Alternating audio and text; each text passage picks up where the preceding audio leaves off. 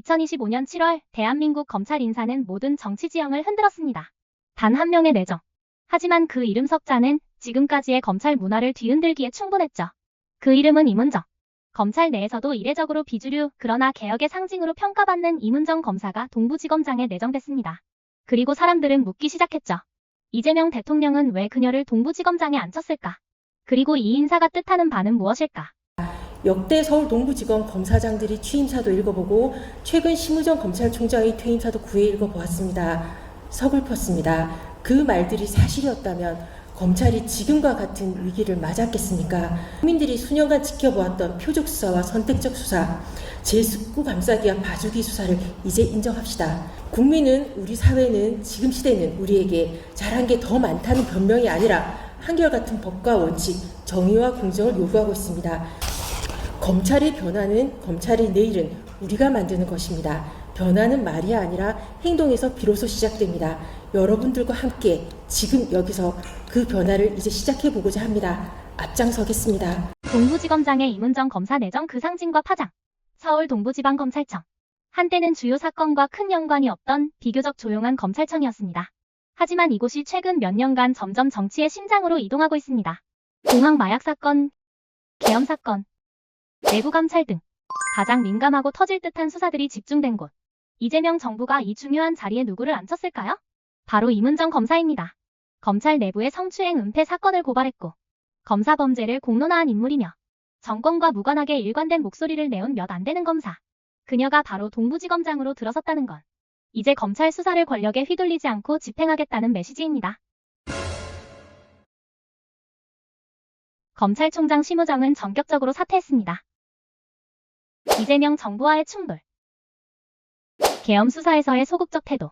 그동안 윤석열 전 대통령 사건 수사의 비소극적인 태도. 결국 이재명 대통령의 검찰개혁에 대한 뚜렷한 의지를 확인하자 이제는 도망가려고 생각을 한 것 같습니다. 남은 자리를 정리하자. 시한과 결론을 정해놓고 추진되면 예상하지 못한 많은 부작용이 생길 수 있다며 민주당 주도로 추진되는 검찰개혁의 우려를 나타내기도 했습니다. 2024년 말 김포공항에서 터진 마약 사건. 이 사건은 언뜻 보기엔 단순해 보였습니다.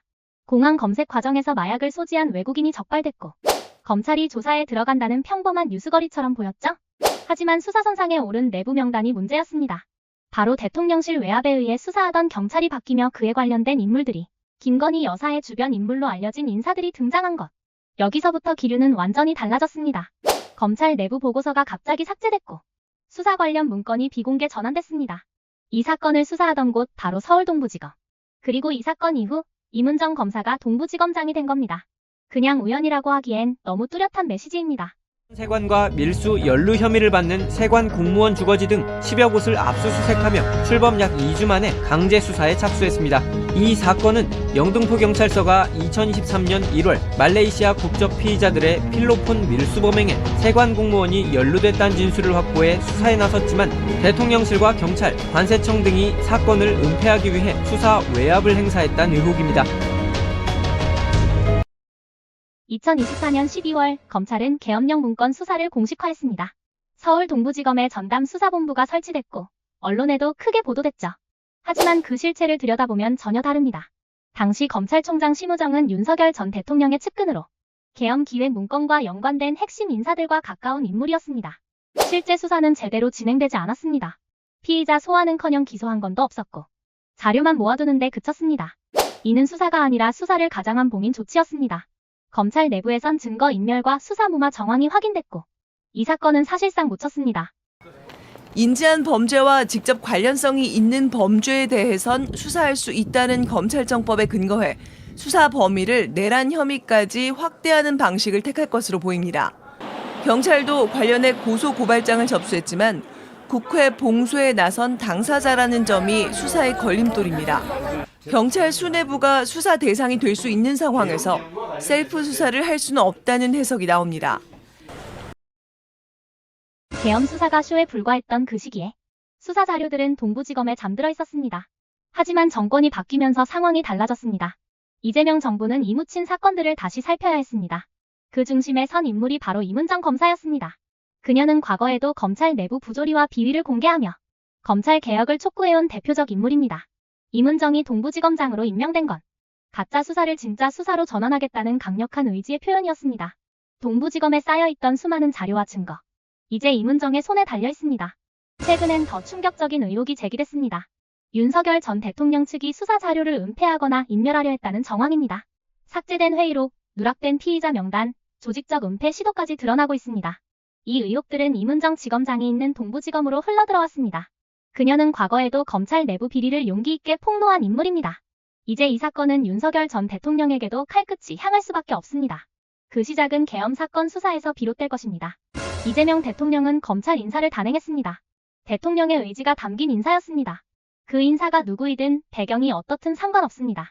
이제 검찰 수뇌부는 모두 대통령의 뜻 아래 놓여 있습니다. 검찰 내부에선 반대도 만만치 않습니다.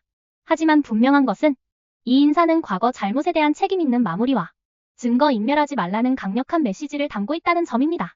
덮어두었던 진실이 다시 수면 위로 올라와야 하고 책임질 사람은 반드시 책임져야 한다는 의미입니다.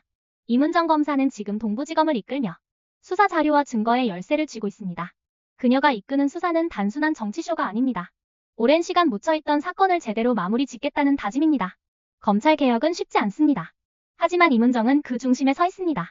과거의 잘못을 덮고 증거를 인멸하던 시대는 끝났습니다. 이제는 진실이 밝혀지고 책임지는 시대입니다. 검찰 내부의 오래된 적폐를 청산하고 투명하고 정의로운 검찰로 나아가기 위한 이문정의 싸움은 이제 시작입니다. 9월까지 검찰 개혁을 완수하겠습니다. 검찰청 해체, 공소청, 중수청, 국가수사위 체제로 전환. 국민이 권력을 감시하고 주권자 국민이 국가를 설계하는 구조를 만들겠습니다.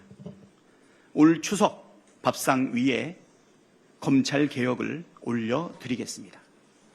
검찰공화국은 닫고 진짜 대한민국의 문을 열겠습니다. 22대 제1기 원내대표로서 또 최고위원으로서 검찰 독재 정치 탄압 대책위원장으로서 그동안 검찰 개혁을 위해서 노력해왔던 모든 그 노력의 성과물을 반드시 이번에 매듭짓도록 하겠습니다. 이상 GMBTV였습니다. 내용이 좋았다면 구독과 좋아요 부탁드립니다.